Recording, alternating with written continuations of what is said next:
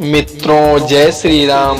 आज आप लोग जानेंगे, जिनके पुत्र नहीं हैं क्या वह प्रेत बनकर भटकते रहेंगे पृथ्वी लोक पर। यह सब जानने के लिए पहले हमारे चैनल को लाइक एवं सब्सक्राइब जरूर कर लें भाई। शास्त्रों में कहा गया है कि पुत्र के हाथों से दिया गया पिंडदान पितरों को प्राप्त होता है। जिनका श्राद्ध और पिंडदान नहीं होता उन्हें मुक्ति नहीं मिलती। ऐसे व्यक्ति कई कई वर्षों तक प्रेत बनकर भटकते रहते हैं।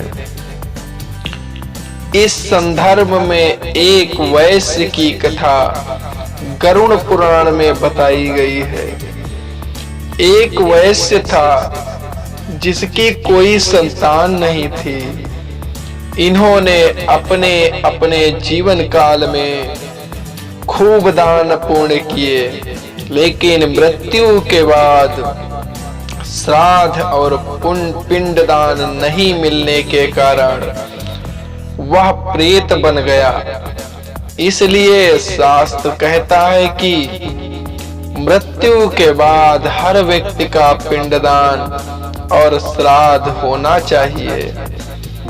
शास्त्रों में यह भी बताया गया है कि जिनके पुत्र हैं उनकी पुत्री भी अपने पिता का पिंडदान कर सकती हैं, लेकिन पुत्र के होने पर पुत्र को ही पिता का पिंडदान करना चाहिए। इसलिए यह जरूरी नहीं है कि व्यक्ति मुक्ति के लिए पुत्र की ही कामना करे। पुत्री भी अपने माता पिता को मुक्ति दिला सकती है। जिनके कोई संतान नहीं है उनकी मुक्ति कैसे होगी? इस विषय में वशिष्ठ स्मृति में कहा गया है कि पत्नी चाहे तो पति का श्राद्ध कर सकती है। सगे भाइयों को भी श्राद्ध का अधिकार प्राप्त है।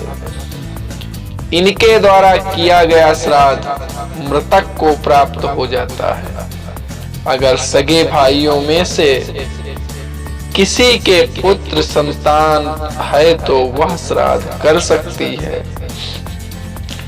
इनके द्वारा किया गया श्राद्ध अपने पुत्र द्वारा किए गए श्राद्ध के समान फलदायी होता है।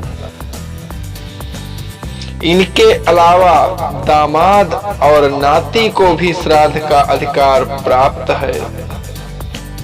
तर्पण करते समय अंगूठे से ही पिंड और जलांजलि समर्पित करना चाहिए। ऐसी मान्यता है कि अंगूठे से दी गई जलांजलि पितरों तक पहुंचती है। तर्पण करते वक्त अंगूठे से ही पिंड पर जलांजलि दी जाती है। कहा गया है कि अंगूठे के जरिए दी गई जलांजलि सीधे पितरों तक पहुंचती है। बच्चों एवं सन्यासियों के लिए पिंडदान नहीं किया जाता, अर्थात श्राद्ध उन्हीं का होता है जिनको मैं और मेरे की आसक्ति होती है।